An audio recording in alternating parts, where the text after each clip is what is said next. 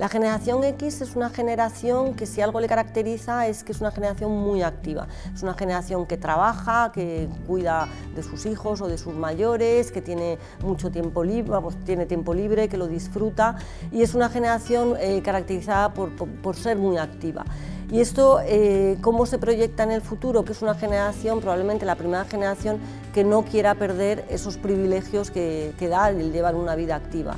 Por tanto, cabe esperar que quieran seguir trabajando más años y cabe esperar que planifiquen desde ya su futuro para poder mantener esas condiciones de vida.